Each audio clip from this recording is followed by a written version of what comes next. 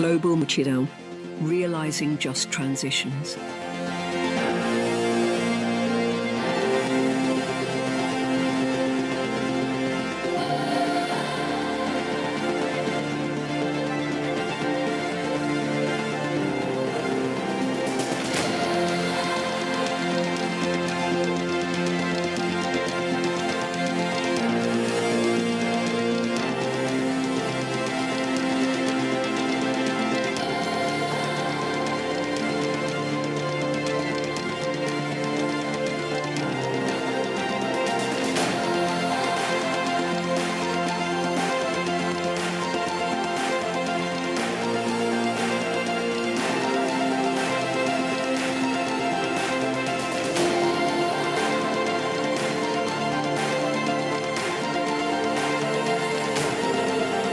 Welcome to the German Climate Pavilion at COP30 in Billey.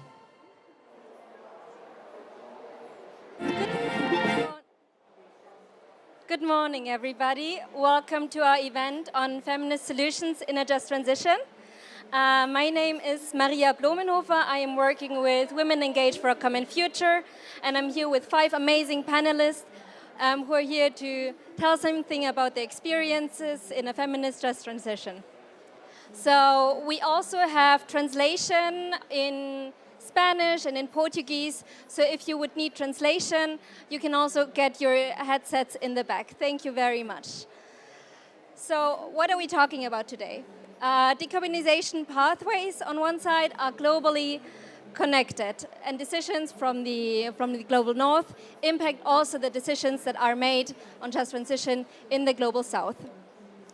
Germany this year has also a focus on just transition, as they are also leading the negotiations here for the EU regarding the ministerial level. Coincidentally, also this year we are talking about the Gender Action Plan and the Just Transition Lima Work Program. Just Transition Work Program, I'm sorry. So you see, this is a very, very relevant topic for this year's COP as well. But we will go a bit further in talking what feminist framings in a just transition can actually look like. We're talking about research, we're talking about feminist mobilization, we're talking about amazing community projects, and also how German policies can learn from Global South initiatives. The feminists demand that a just transition away from fossil fuels is also a phase away from extractivist, racist, and patriarchal-based economies.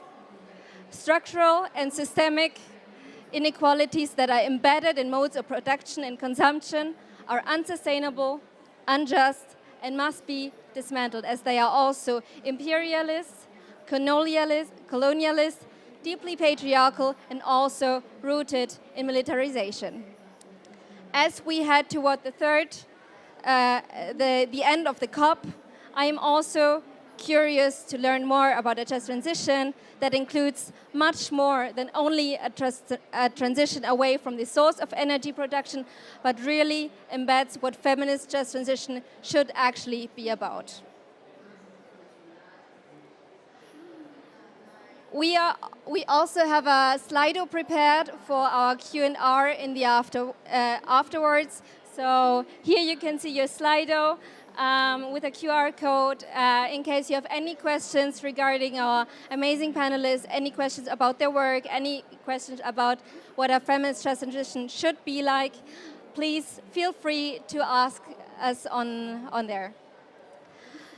So let's start with our amazing panelists. I would leave it up to you to shortly introduce yourself, and then we'll head towards the questions. Hi, my name is Kammler. I'm a PhD student at the University of Hamburg, and I'm focusing on the contestations and constructions of just energy futures and the German-Indonesia relations in that regard. Hello, my name is Marhaini Nasution from Aksi for Gender, Social and Ecological Justice. Our focus on women and development justice, and also women and climate justice, and also women and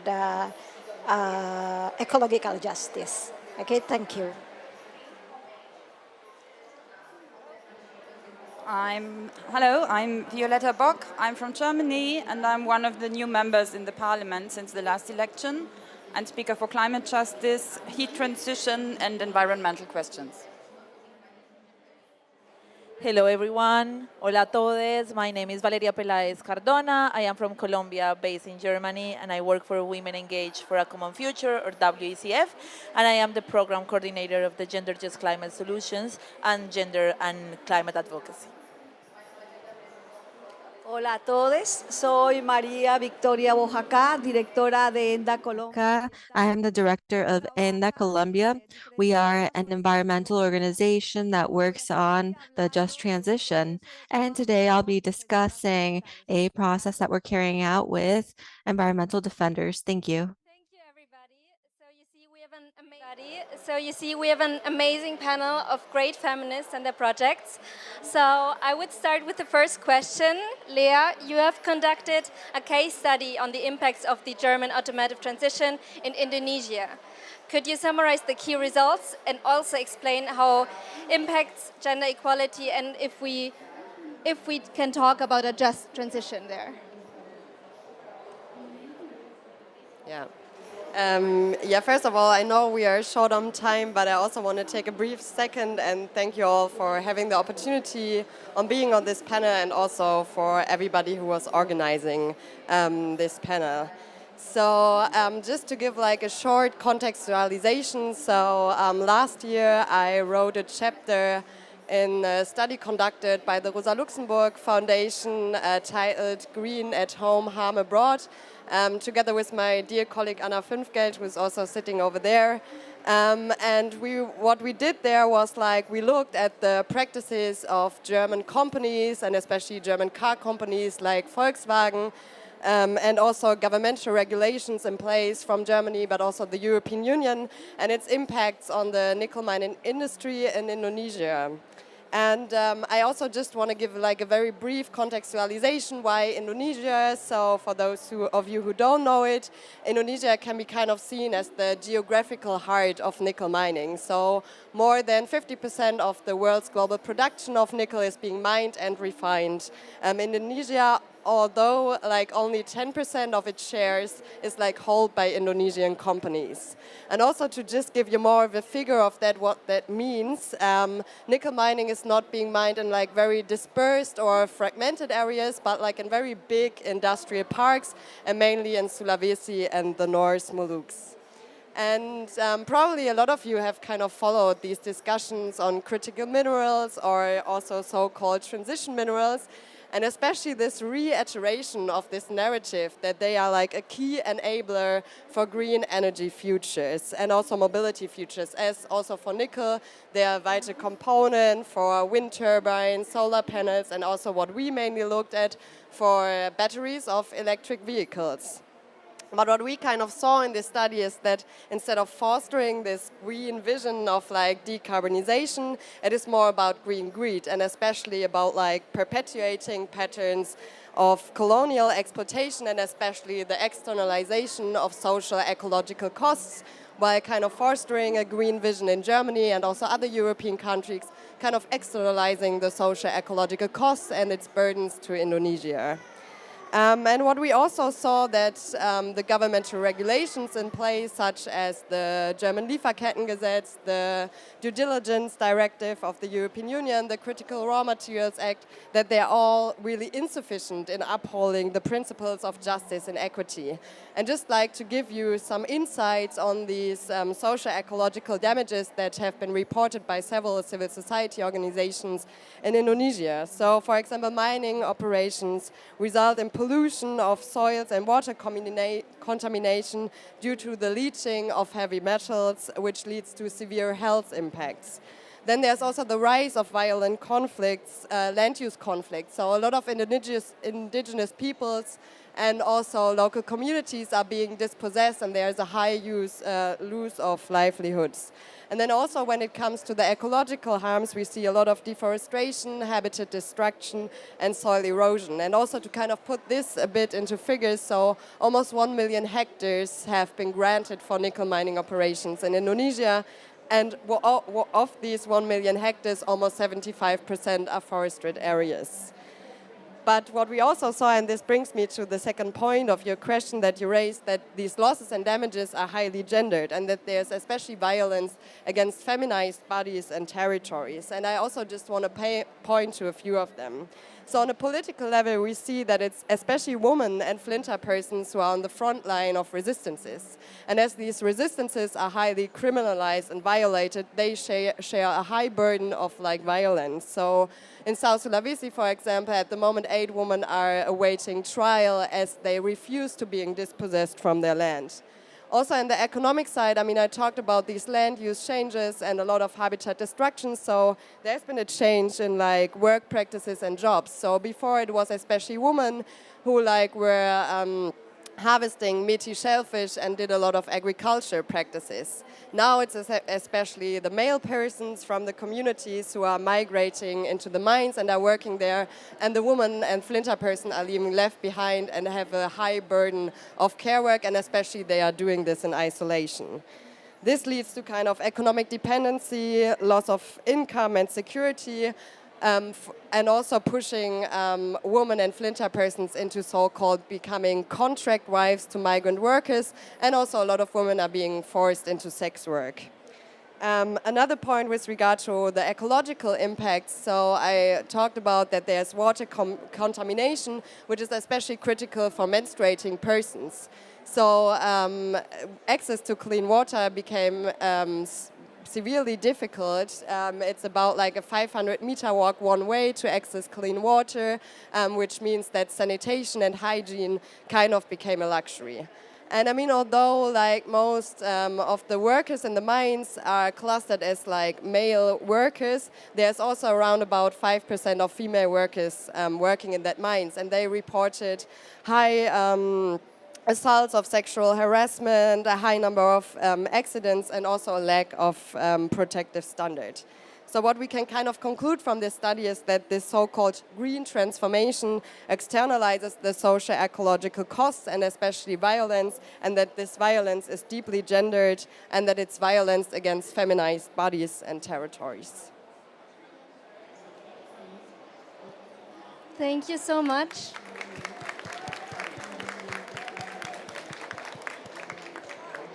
Thank you so much for your insights on what just transition can mean on the ground, and also the impacts that not feminist just transition can have on the people that are working in that sector.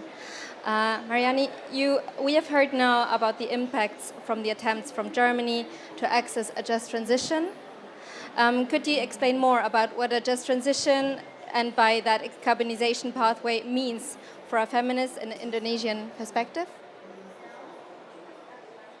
And also, second question, how does the FPR help in building up capacities, and if needed, resistance on the impacts of climate change, also in destructive business models? Yes. Actually, I want to answer the question. The second question, I would like to introduce our project in Indonesia. We call it Get the Carb. Get the Cup is gender decarbonization and decarbonization.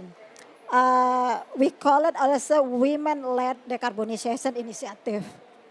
So implemented by Aksi for Gender, Social and Ecological Justice Indonesia and Live German, and supported by IKI and the Federal Ministry for Environment, Climate Action, Nature Conservation, and Nuclear Safety.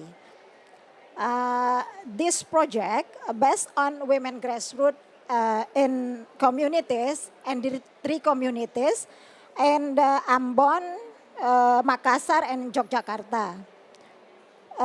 This project shows that feminist approach safe, relevant and just climate and decarbonization solution. And this is through FPR, we call it FPR, it is Feminist Participatory Action Research. That the research They build their capacity, recognize and analyze their problem, and collective action to change the structure. Actually, what it is FPAR, FPR? FPR is Feminist Participatory Action Research. Is a method in which women lead data gathering, analysis, and decision making.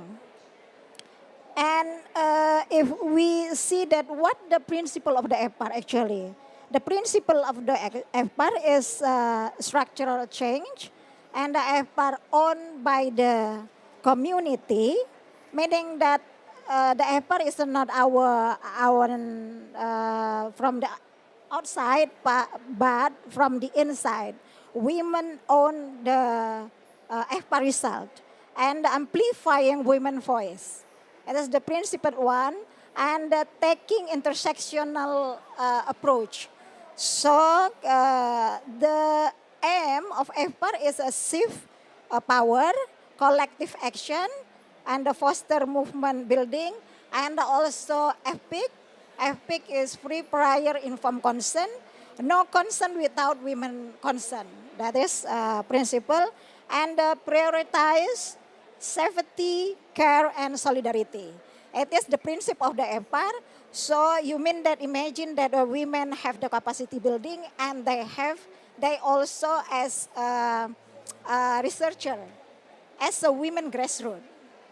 So in the context of the decarbonization work, FPAR answer the solution are based on the need, experience, and the priorities of women. This approach positions women not as the beneficiaries, but as a leader, actor, and the agent of change. So I give, for example, from our experience that women in the Ambon, they have actually got the impact of the climate change. But from that, the impact, they realize that the problem not just as problem, but the problem have two solution. That is the effort actually. The problem it is about the tidal flood, sea level rise, and warm sea makes fish migrant. Warm sea it is make fish migrant fertile sea. So it is. They also have a problem water scarcity over there, and also environmental issue. It is about abrasion, and actually.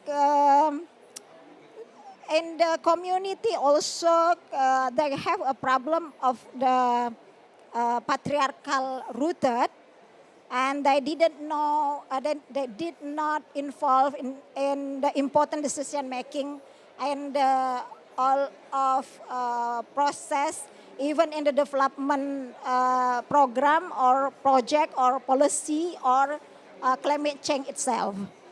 So they have the solution, and even in the Ambon, Makassar, and Yogyakarta, the solution is genuinely grounded, based on the women thought. So we most of them push the government to involve women, get involved in the decision making process, all stage of the climate change, even in the policy project and the program. So they plan also some for the abrasion to prevent coastal. They also plan some fruit like banana, durian, breastfruit, and the seed for abrasion. Meanwhile, for add income for the women.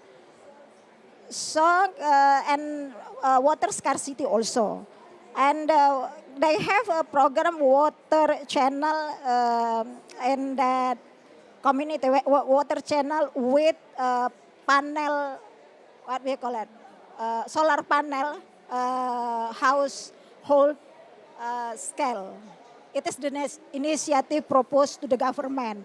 They went to the head office, village, they went to the legislative, the women grassroots, they went also to the local public work.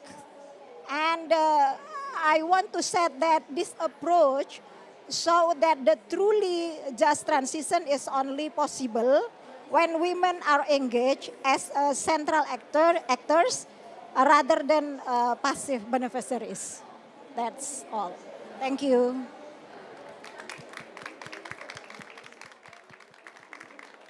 Thank you so much for giving us more insights on also how important the work of amplifying feminist voices is and how important the participation of feminist voices is. I would now give over to Pat Bohland, who has been amplifying these voices in other spaces as a global focal point for the women and gender constituency to lead us through the remaining of the questions. Thank you so much, Pat.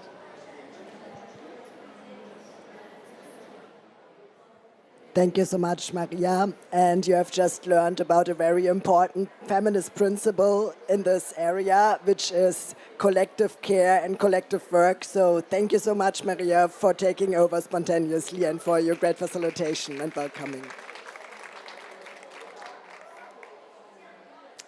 So we would now transition away actually from the Indonesian context to another continent, and I'm very proud to have the Gender Just Climate Solutions that have their 10th anniversary this year here on the stage. And I would very much like to know from you, Valeria, how the Gender Just Climate Solutions have actually supported a just transition and how they can, similar to what Marhaini explained, work on a just transition and a decarbonization that is initiated on the ground. Thank you so much. Thank you, Pat. So first of all, I'm going to explain a little bit what is Gender Just Climate Solutions for those that doesn't know what it is. So the Gender Just Climate Solutions is a program created in 2015 by the Women and Gender Constituency, that is one of the 9 constituencies of the UNFCCC, together with WeDo, WCF, and other partners. Basically, this initiative started as like a way to prove to decision makers that the evidence and real solutions already exist on the ground, that we don't need to invent the wheel regarding just transition or water management, desertification, or protection of biodiversity. There are like a lot of different communities in the global south, led by women, led by like local people that are doing a huge effort and are doing like really great activities to preserve biodiversity and like to combat climate crisis. So this is an award that we have every year, and we selected like 3 initiatives from the Global South in 3 categories. And this year, as Pat mentioned, it was like the 10th anniversary. And this is like a huge milestone because it's the only initiative that we have at COP that is showcasing like local, real solutions from the ground. So we bring people, we bring communities and like the women organizers that to tell the stories, to tell the reality that they're facing, how climate crisis is affecting their lives, how climate crisis is affecting their communities, but also how they are dealing with it, like how they are like acting to combat these challenges or combat like these barriers. So just transition like this, all the stories that we collect every year are like the evidence that policymakers need in this space. It's the evidence that, or the data that they need to know that we need like more funding, that we need like more capacity building, that we need more skills, more tools for them. As I say, like we don't need sometimes like to bring like huge funding to big corporations or big technologies, but rather we need to support like the local communities that are dealing and that are like facing a lot of difficult challenges and barriers. So we support like organizations from different parts of the world. So we have projects on Senegal that are doing like a just transition with fishery women that they are facing like the lake and the river and the Salul Delta is like getting out of fish. So now women need to like go further to find food for their families. And they also need to go further to get like the wood to dry the fish. So this organization that is led by a woman called Fatou is doing like solar panels, doing all the capacity building for them, like to how to manage, how to install, how to repair the solar panels and the solar dryers. So then women fisheries can dry their fish and they can sell it and distribute it. So that is also economic empowerment. We also have projects in Colombia that Vicky is going to explain later, but we also have in Argentina. They're like facing, and they're combating with the indigenous communities and indigenous women in Argentina, in the Chaco region, like all the exploitation of lithium for the electrical vehicles, for all these called green energy transition. And they're like in these spaces calling and saying, hey, what you call green energy transition is not a just transition for us. Actually, it's a transition that is bringing us for more violation of human rights and is bringing us for more like poverty and more like suffering. So this is like just examples of what we are doing with the Gender Just Climate Solutions. And like, I know that you didn't ask me this, Pat, but this is also like the space to claim for more support, because this is like the way that we can also face climate change. It's not that it's not important to have like big developments, big actions and call for actions, but we also need to think that the call for action needs to have like the people on the ground. We don't gain anything to have like a big communication campaign, just like involving like the same actors as usual, but we need to have like call for actions that are involving and are giving resources, not only financial resources, but also skills and capacity resources to the people that are like dealing and like facing with resilience all of these climate crises that was not even caused by them. So thank you very much.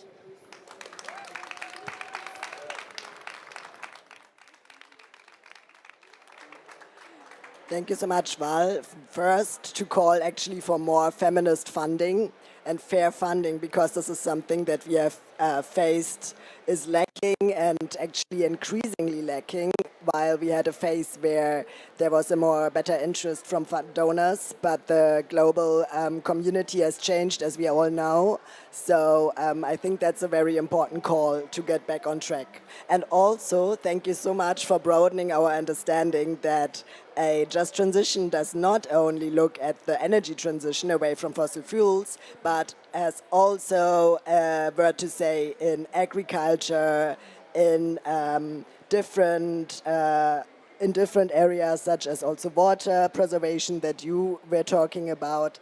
And now we will actually face over to Vicky, who is one of the Gender Just Climate Solutions awardees and will explain a bit further on how that looks on the ground. Over to you, Vicky.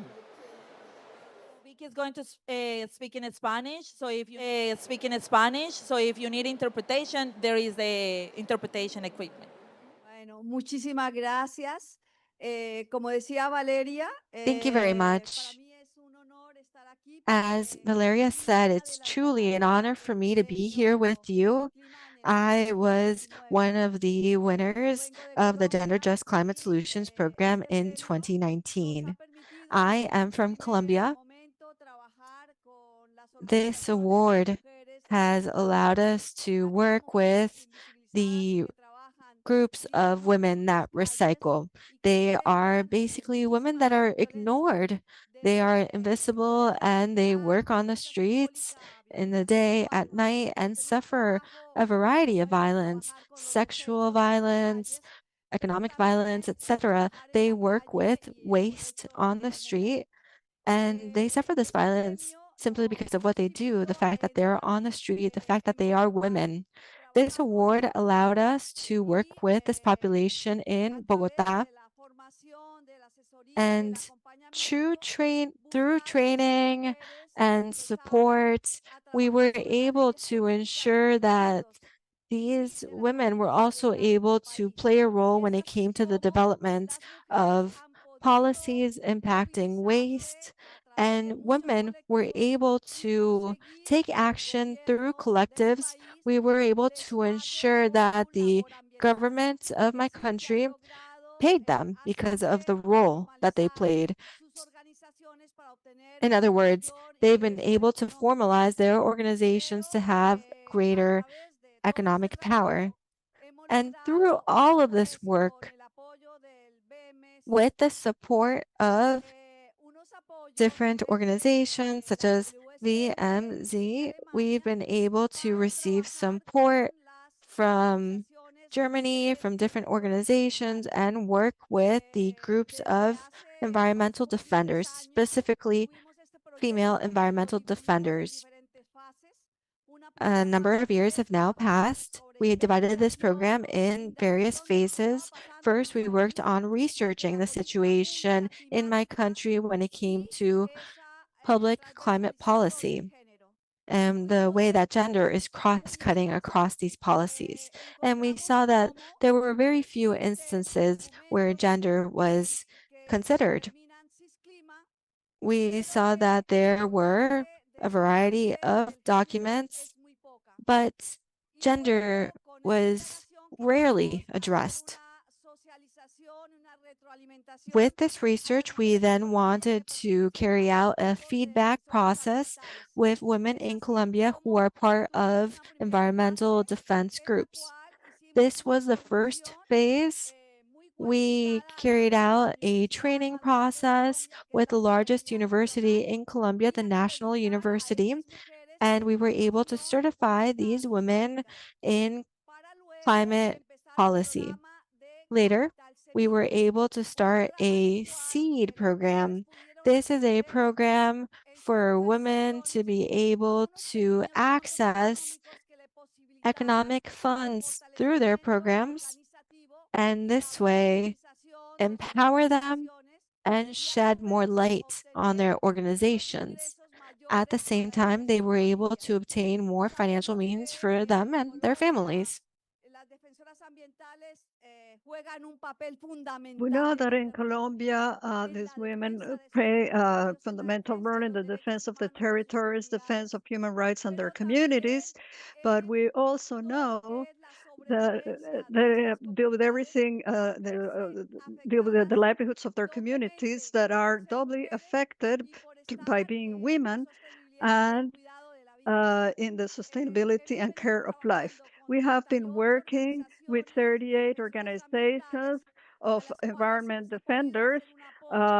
We have been supporting them economically under the capital seed capital Semilla, and this capital has given them the possibility to give them some visibility and make that this activity in their territories so that these initiatives become economic initiatives that allow them to sustain their activities. Then we went to another phase, which was a phase of visibilization through instruments, through communication.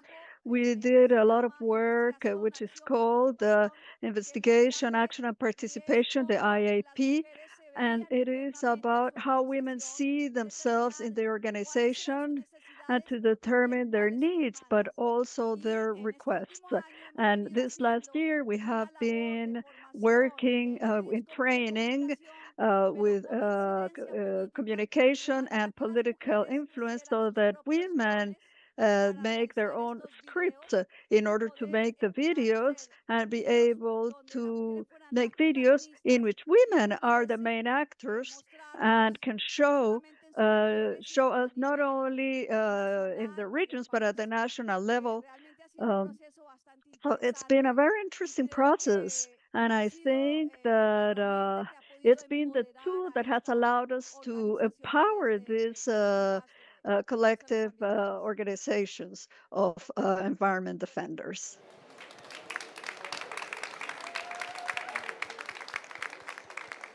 Thank you so much, Vicky, and thank you also so much because I just love when our stories that we can tell from the ground actually then connect also to the negotiations and to what is happening in those very rooms here. So when you were just talking about environmental and human rights defenders, I was thinking about the importance of having this text in the Gender Action Plan still and make sure that they get protected via the Gender Action Plan that is supposed to be adopted at this COP.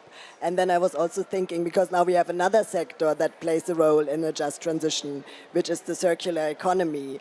And this is actually something that has been overlooked. And for example, in the Sustainable Development Mechanism that has been adopted last year in their full set of rules, one of the first methodologies that is now finalized by the supervisory body is actually waste incineration, which is actually the opposite of a circular economy. So I think it's very important that we again look at the gender-just climate solutions that are developed on the ground and from women and gender-diverse folks that really need them. Thank you so much. And now I think we could go on and on and on, and we have many more examples actually in our constituency and in our civil society groups and movements. But we have only this 60 minutes, so I hope this is already enough what you have heard from the panel to actually give us a better understanding or your perspectives on what you think we could learn from Global South movements and feminist movements in Germany regarding their resistance, but also their mobilizing for a just transition. And maybe on top you also find some parallels of a socialist perspective and analysis of a just transition with a feminist analysis. So I would be really glad to hear about that, Violetta, and thank you so much for joining our panel. Yeah, first of all, I also really want to thank that I can be here and join you in that discussion, but also, also in the last days. We still don't know what will be the result of COP. We still keep the pressure to make any results and good results. But already in the last days, there was so much spirit on the streets in the Cupola and the People Summit, where we could learn so much from each other and from the experiences from all over the world, where rarely is a chance to bring so many people together and really learn together. So that's already something I really will also bring back. And of course also the networks where we can build on. Maybe to your question, I would like to make 3 points. Also, first, what do we mean with just transition, or what is understood on just transition also when we speak about it in Germany or on the European level. Second, also, what is the strategy that we try to follow in Germany, specifically on the housing question, as it's also very much related to the gender aspects and to the feminist struggle. And that also, how can we connect, as you said, the struggles in the global north or Germany with the international experiences. So, also here at COP, it's talked a lot about just transition. And I think here in the room, we are clear what we mean with just transition is really justice. It's really having the same rights for everyone. It's not human rights violation. It's having, no matter what sex, what nationality or whatever, living together. And that also means living together in peace and not in this militarized situation we are at the moment. But at the European level, or I think even here or in Germany, when it's talked about just transition, it actually is more spoken about bringing economy and the people together on one table, as if one could negotiate on equal eyes, although there is a big conflict of interest. And so the slogans that are made then is more open for new technologies. So when we look at the sector of mobility, for example, which is a big sector for a just transition also, I come from a town where around 16,000 people work at Volkswagen. Volkswagen was mentioned very much as it's connected internationally. And the strategy then is that more people in Germany or worldwide should buy the electrical cars. And we know this is not the answer for the climate question. It's not the answer for the injustice that we face, because it exactly has the effects that you told from the countries where the lithium is built on exploitation. And it's also no answer to the mobility questions to have green islands in the north that are built on the exploitation or colonial structures linked to the south. But still the people at Volkswagen, they also fight at the moment, because even for them and for the workplace, electrical cars are not the answer, because you don't need so many people to build electrical cars like you need to build other cars. But they also know that to have an answer to the job situation and to the climate question is more, we need buses, we need public transport, and we need the knowledge of the workers to build exactly them, and not on the exploitation of the South. And then this also means, like, when the just transition in Germany or Europe, when it's talked about, it's also often relying on how is the imagination of finance. And actually the idea is like putting public finance in the private sector and getting off them from the risk. And also there, I mean, that was really loud on the street. It's not the answer to the climate questions to fund even more the private investors and put all the public money to them and increase the inequality. So that's actually what they are trying at the moment is like to solve the crisis of capitalism with this mechanism, but they are not solving the crisis of climate. They are not solving the crisis of the gender imbalance. They are not giving us justice. So we have to fight that. And we see a big gap, because what do we need? I mean, we need that we really have a society of justice against these interests of the fossil fuel industry as well. And there's a huge gap. So what is our strategy there? I mean, we know what the answers are. Like in the mobility sector, I said some things. And you mentioned for the other ways. And I would like here to come to the point of housing. I have to check the minutes. Because in Germany, the left is growing a bit in the last year, but it's still weak. And the housing question is something that affects a lot of people. So we have more than the majority of the people are tenants in Germany. And 5 million already now can't afford heating, to heat their homes. And this is a feminist question, because it's mostly women who are in the precarious situation. And we know that the division of labor and who is doing the care work, it's also mostly the burden of the women to do it. So if we don't have like a safe home that is also warm, also for the children, this is really a problem.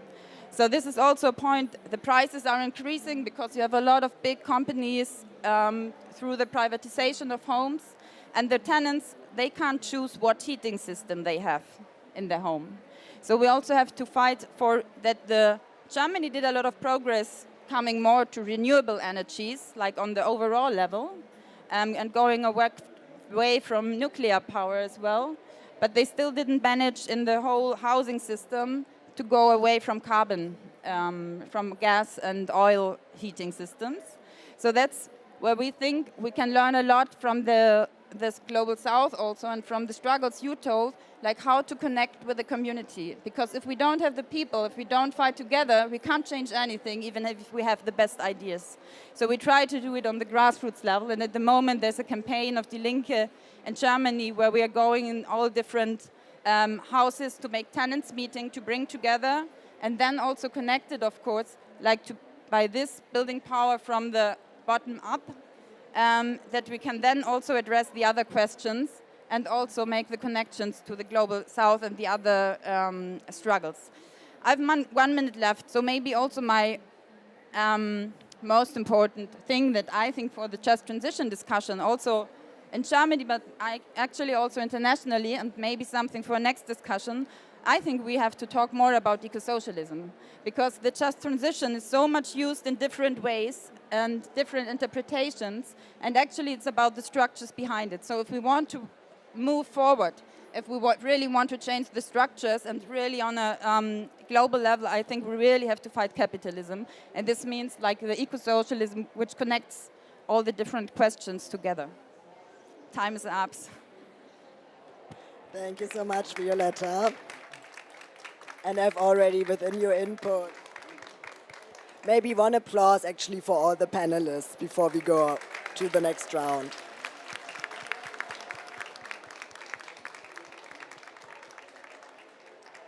So thank you so much for your input. Thank you very much for reminding us that one important part to play in the just transition is, of course, the view and perspectives of the workers. And not only of the workers working in industry, but also providing care work, also working in the care economy. informal economies also in the global south, and it's important to have a broader understanding on workers. And I think I have already, within your input, not only at the end, heard Audre Lorde actually very much being connected to also the socialist criticism and to make sure that we don't continue with capitalism to solve the climate crisis. Thank you so much. And I would really love to open the floor now for more questions to the panelists. We will also check the online participants and want to make sure that this is as inclusive as possible. So bear with me if we have more questions, but we can definitely start with you as the audience. And happy to pass on the mic to the floor. Hello, my name is Angel Aluk. I'm a member of Big Stone Cree Nation in Northern Alberta. I come from the oil sands region. I'm a First Nations woman, but I'm also a gender studies professor at York University. And I saw a lot of similarities in my work with Leah's work, because what is happening in Indonesia has already happened in Northern Alberta and resource extraction sites in Canada, where there's increased violence towards Indigenous women, where we have a mobile workforce. It breaks down the family, it impacts our traditional livelihoods. And so I invite you to also include Indigenous scholarship from Canada, where there's amazing Indigenous feminists that have written extensively about this. And I think there's a lot of collaboration we can do across what's happening with Indigenous feminists in Canada and the US and the global South. We have books on this. I'm part of a book that's going to be published in Spanish and English, looking at situations in Mexico and Canada. So yes, I encourage you to look at Canadian Indigenous feminists. Sorry. Thank you.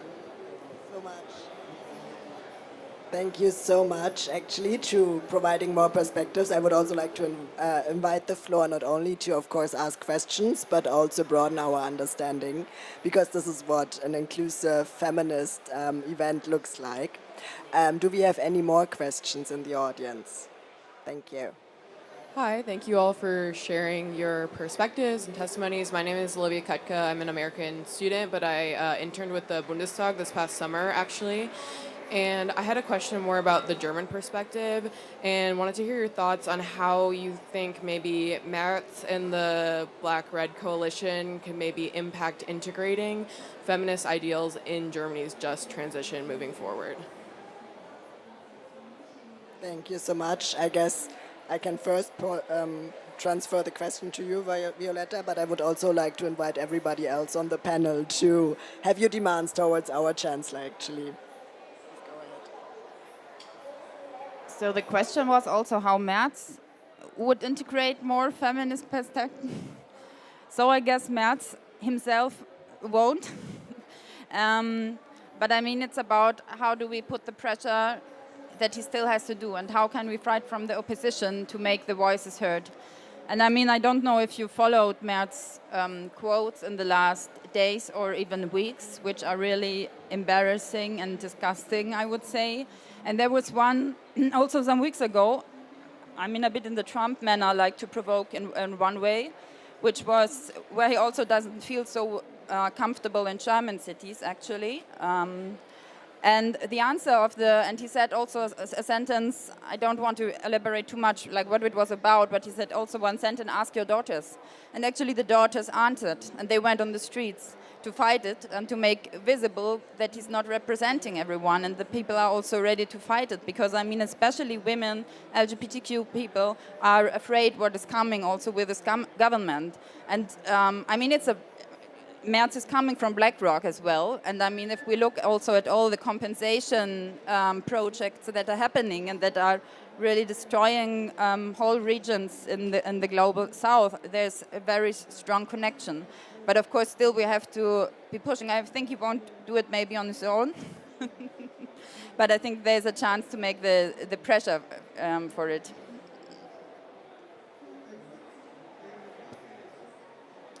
Thank you.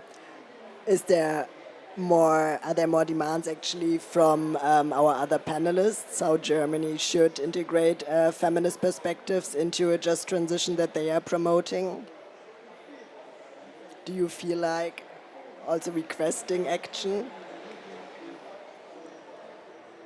I think it's related with what Violetta was saying, that is also like a system transformation. This means, like, of course, what we are thinking or what we are demanding is also like a change of the power dynamics. Like, talking about just transition means that we also need to redistribute power and give that access to power, access to information, access to tools, like to women and women in all their diversity. And also, that means, like, in this room, in these negotiations, we also need to translate that in the final text. And how we do that, I think that's what we are trying to do as civil society and advocates, to translate like a text that can be implemented like on the ground, that is not going to be just like rhetoric or narrative or like a beautiful discourse, and even not beautiful, because most of the texts are looking really bad, so it's not even like a really nice discourse.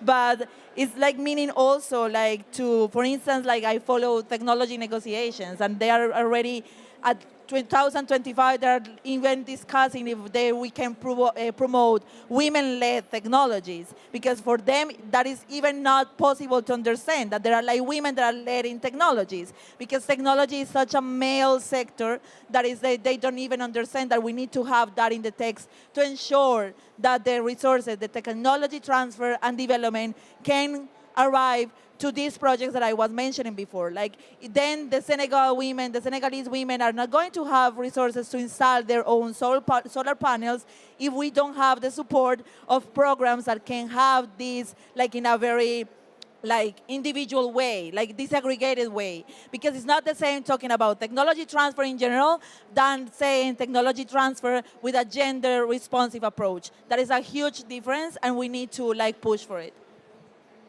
Thank you so much.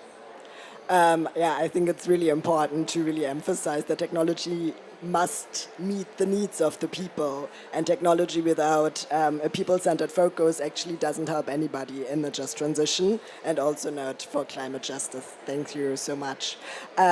So if I don't see any other question in the audience at the moment, I would really love to give the mic back to Maria to maybe update us like for 1 minute on the gender negotiations, and maybe you can also make some references to just transition, although Elena just wanted to pass on the mic for one question, so we try to squeeze in both. I would like to be very short and precise, and then we can pass on to the updates. Hi, thank you so much for your presentations and wisdom. I'm wondering if you have examples of which countries or communities or sectors you would look to and recommend as best practice, who are actually doing this really well. Thank you. That was super short and precise. Can I pass on to the audience and maybe? Yes. Actually, maybe this is also not much better practice, but I have, when we work together with the women in the community, actually they have many problems over there. For example, the problem is they've got the impact of the climate change, and also the, what we call it, the patriarchal system is very rooted, especially in Indonesia. You know that the Indonesia, from our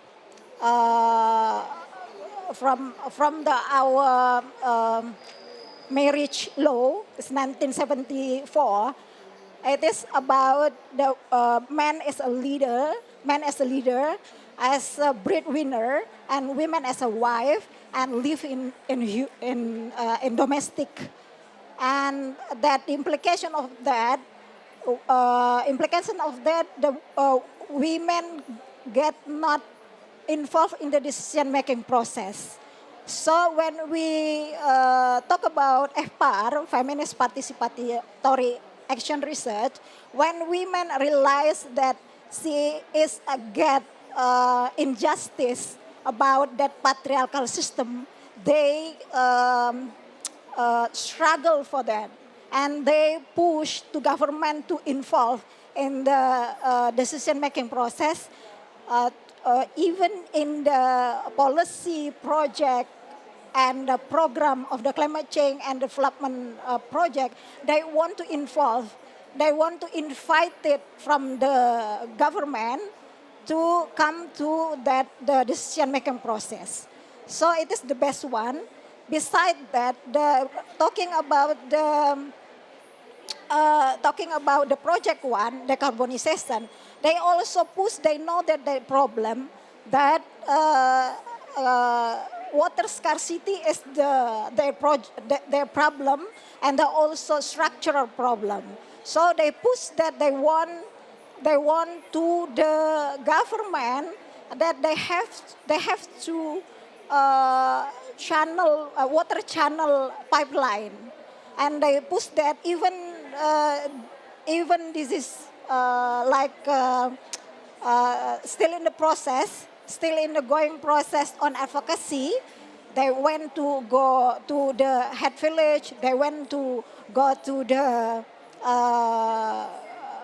bureau of the house, the work, and went to the legislative. They brief because of the FPAR, because of the Feminist Participatory Action Research. I think that, and they aware that the care work is not just for women, but just for men. So it is, I think that it is very progressive for the women, didn't know about anything for the first time previously, and right now they know about, I want this, what women want from their perspective. Thank you. I think this is actually a wonderful closing. I think we are kind of running out of time. Okay, you have one sentence, then I will finalize with one sentence.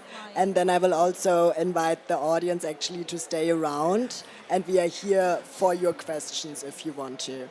It's just one sentence. It's not a best practice, but I think it's the opposite. And it's also important to look at the bad practices, or like something that we need to learn from what is happening right now with the just energy transition partnerships. You can also check like what is happening with South Africa, Indonesia, Vietnam, and that model that shouldn't be replicated at how it's happening right now. And I think it has been a very interesting approach to actually look at good practice approaches on how to get there instead of looking at examples that are already implemented. So I would very much like to thank you to our panelists. They will be sticking around. We have more examples actually in your publication, and we have more examples in the Gender Just Climate Solutions. So this is also an invitation to go in depth into those publications. We will stick around, so we are there for more discussions. Thank you so much for coming here. Thanks so much to the interpreters. They were helping us to have a language just event. And thanks to the German Pavilion team for supporting our event. See you all.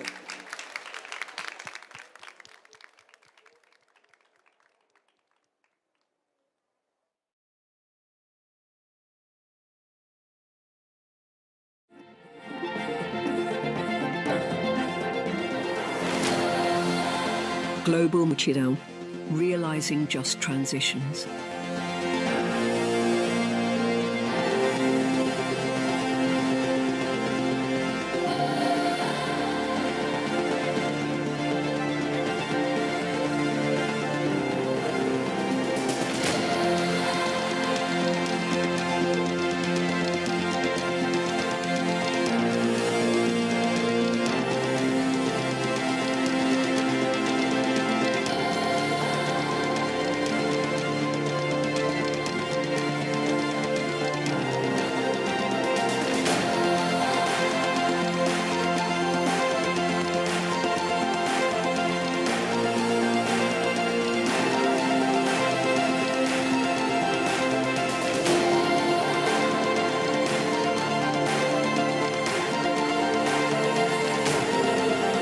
Welcome to the German Climate Pavilion at COP30 in Billey.